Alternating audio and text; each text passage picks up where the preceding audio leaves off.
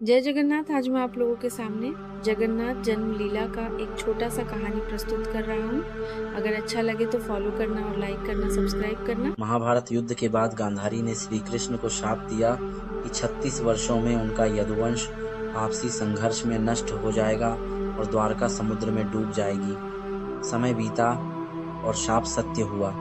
यदुवंशी आपस में लड़ने लगे, द्वारका डूब गई। इन घटनाओं के बाद श्री कृष्ण समझ गए कि उनके पृथ्वी पर लीला का समय अब पूर्ण हो चुका है। उन्होंने अपने सभी सांसारिक दायित्वों को समाप्त कर एकांत में वन की ओर प्रस्थान किया। वहां एक विशाल पीपल वृक्ष के नीचे वे ध्यानस्थ अवस्था में लेट गए। उसी समय एक शिकारी जरा ने दूर से उनके लाल वर्णी चरण को देखकर उसे हिरण समझा और एक तीर चला दिया। जब वह पास आया तो देखा कि उसने गलती से भगवान श्री कृष्ण को घायल कर दिया है। वह भयभीत और व्यथित होकर रोने लगा।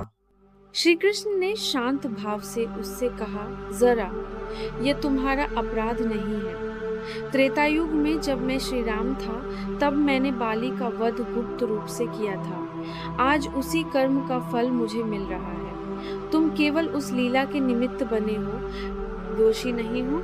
के पश्चात श्री कृष्ण ध्यान की स्थिति में ही अंतर्धान को प्राप्त हुए। उनका शरीर पंचतत्व में विलीन हो गया, लेकिन उनका हृदय अखंड और दिव्य रूप में बचा रहा। वह नदी में बहता हुआ उड़ीसा के महानदी तट पर पहुंचा, जहां शबरी जाति के प्रमुख विश्वावसु ने उसे नीला माधव मानकर पूजना शुरू किया।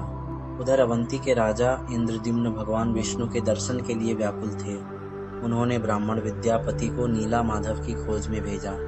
विद्यापति ने विश्वावसु की बेटी ललिता से विवाह कर चुपके से नीला माधव के दर्शन किए। राजा इंद्रद्युम्न स्वयं वहां पहुंचे, लेकिन मूर्ति अदृश्य हो चुकी थी। तब भगवान विष्णु ने स्वप्न में आदेश दिया कि समुद्र किनारे तैरती एक दिव्य लकड़ी से 3 मूर्तियां बनाई जाएंगी। दिव्य शिल्पकार विश्वकर्मा ने 21 दिन का समय मांगा, पर 15 दिन बाद दरवाजा खोलने पर मूर्तियां अधूरी मिली। राजा ने उन्हीं अधूरी मूर्तियों की स्थापना की।